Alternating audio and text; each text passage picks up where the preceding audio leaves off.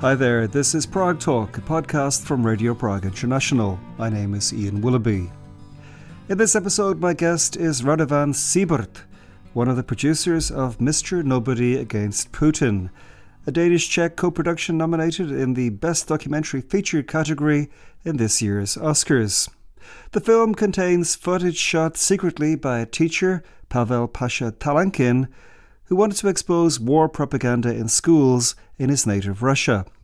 Talankin had no choice but to flee the country before the documentary's release and is now based here in Czechia. I spoke to Radovan Síbrt only days after Mr. Nobody Against Putin also earned a BAFTA nomination. That's for this edition of Prague Talk.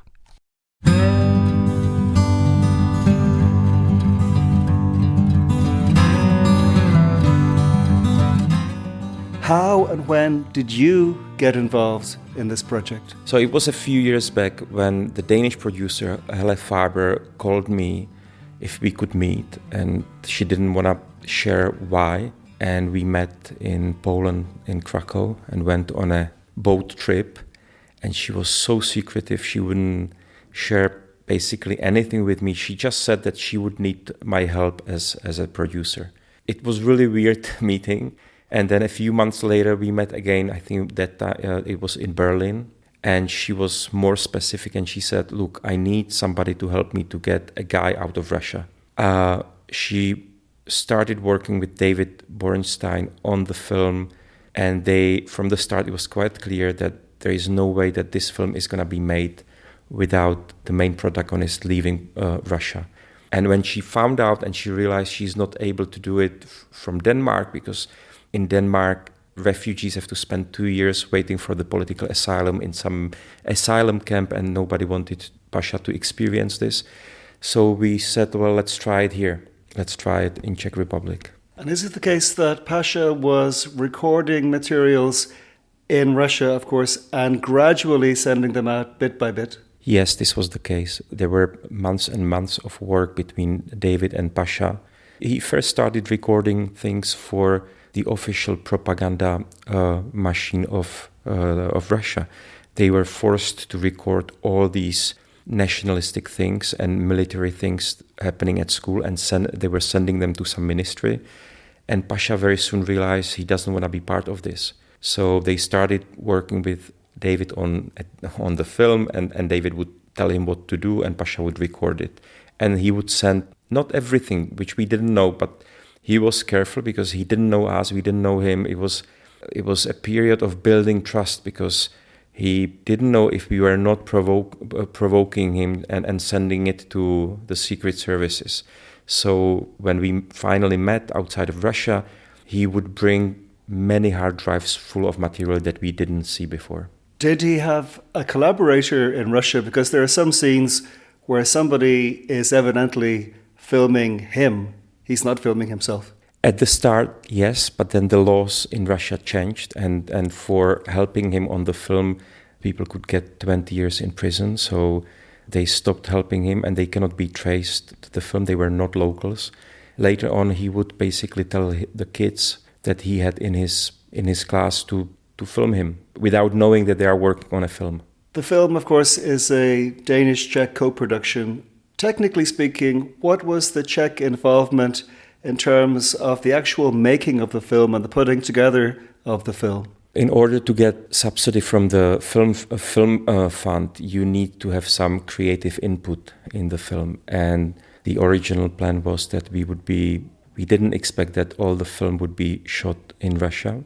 And we actually did shoot some scenes outside of Russia, but we didn't use them at the end in the film. Then, of course, there was a need for music. We had to recompose and then have choirs to sing the music, the music pieces. There was post-production of the sound, of the image. To be honest, this can be done anywhere in the world. There is no need to bring it here. The biggest impact we had on the film was that we managed to get Pasha out of Russia and arrange political asylum for him. And that is what I value the most.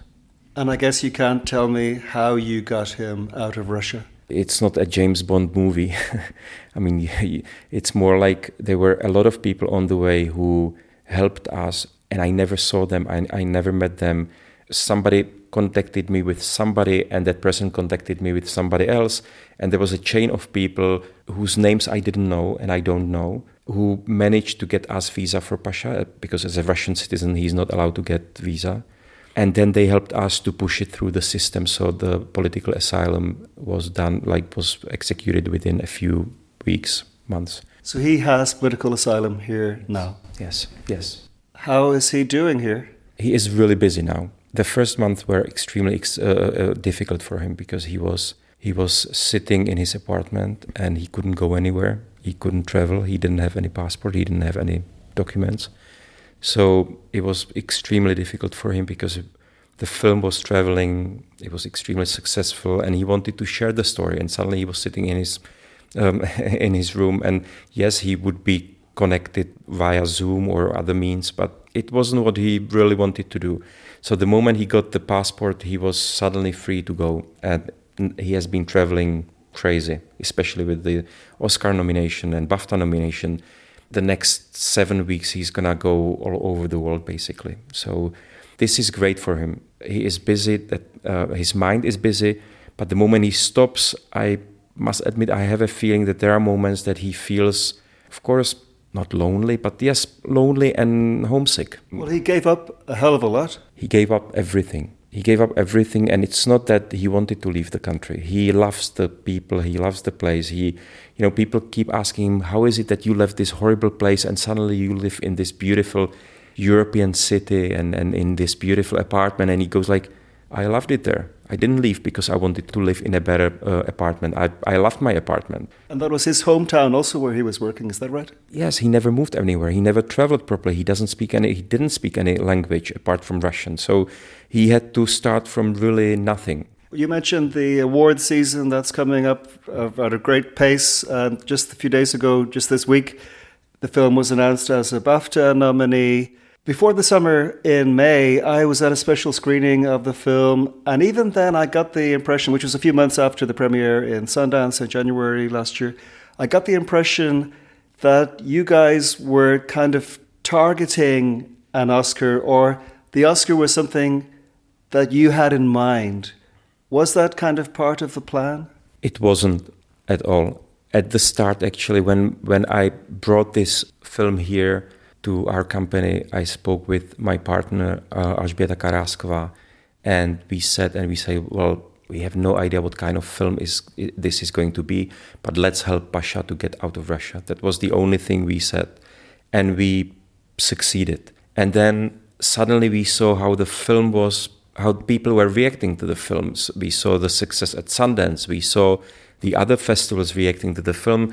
And only later, in that period, we sat down with Helena. We said, well, what about trying to go for Oscars? The first idea came from a streamer at Sundance. They said, well, we buy your film and we run it for Oscars. We will pay for the campaign. But then they got scared once Trump became president of the United States, and they didn't want to be connected with such a political film. So they dropped the film. But the idea was already there. And there was a moment we said, well, let's try it. Feature films, some of them anyway, spend a huge amount of money on their Oscar campaigning. Obviously, the world of documentaries is much more small budget. But how have you guys been campaigning, or how did you campaign to get to this stage where you're at now? Yes, the campaign is extremely expensive. And yes, we got some support from the Czech Audiovisual Fund. We got some support from Danish Film Institute. But that is a really small part of the money that we needed, and we still need.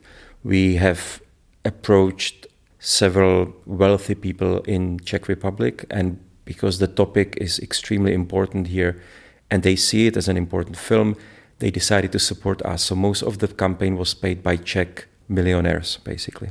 And I would like to express gratitude to them. And say now, there's 5 nominees left in the race, so to speak. You're one of them. Is the campaigning still as intense, or is it more intense? What's it like right now? It is actually more intense because now it's about everything. And we are the only film that doesn't have a big streamer behind us. So we are struggling with money. We are basically going around asking people for money. and we don't have enough. We cannot compete in this sense. And we are trying to connect with people who would watch the film and say, well, I love the film and I will support the people who have standing in the society. For example, in the first phase, Garry Kasparov, the famous Russian opposition political figure, but also a famous chess player, world champion, he supported the film. He saw it, he said, well, this is great, guys. And he posted on social media, and he was doing anything he could do to support the film. We need people like this to stand up and say, well, this is a great film.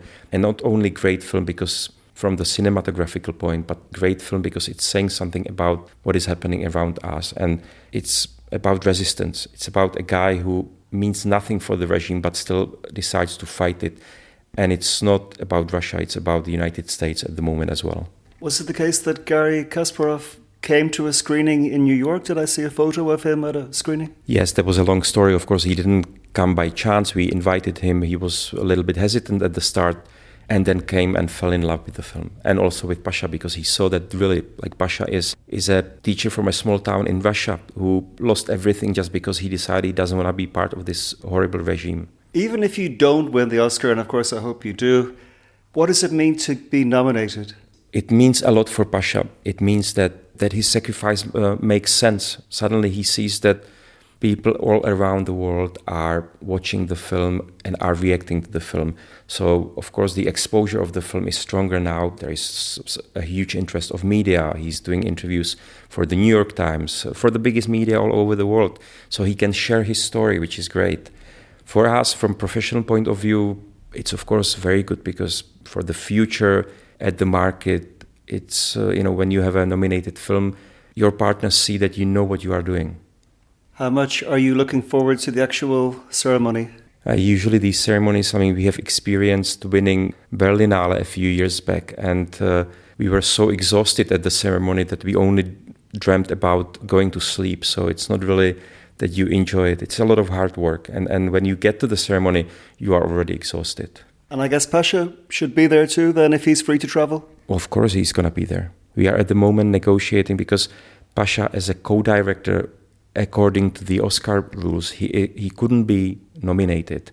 They nominated Hele, David, as the director, Alžběta Karáskova as one of the producers, and me, because only 4 people can be nominated. And now we are going through a really difficult process to replace me with Pasha, because we would really love Pasha to be nominated as well, to be, in case we win, to be standing on the podium as well. You've kind of maybe answered this question already, but I still would like to ask you, how do you view what he did, that amazing act of courage? Look, I don't think he sees it as an act of courage. He simply had to do it. He felt that he is betraying the kids that he was supposed to educate. He created a really safe place at school for the kids, and suddenly he was supposed to become part of this military machinery of the regime. And he didn't see it as an act of bravery. He just did what he felt that everyone should do, and that is to stand up and say, well, this is not okay what is happening next to me. For me, he is a hero, really, because he's not a political activist, somebody with a big ego who wants to be seen and wants to become the next Russian president. No, he wanted to live a normal life, and he wants to live a normal life. He's now thinking about his future, and one of his ideas was, maybe I would like to be a tram driver. I love it. I love this profession. So maybe he's going to be a tram driver. So you might one day meet him on the tram going to work. He doesn't want to run a political campaign against Putin. This is not his dream. He's really Mr. Nobody who became a hero because he only stood up.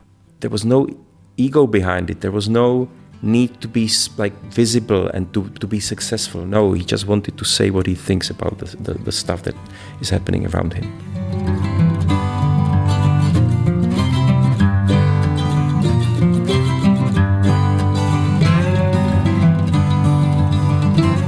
Many thanks indeed to Radovan Síbrt for speaking to me for Prague Talk.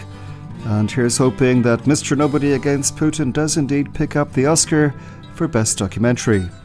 This podcast is produced by Radio Prague International. If you're new to the pod and enjoyed my discussion with Radovan, why not check out some earlier editions and subscribe wherever you get podcasts.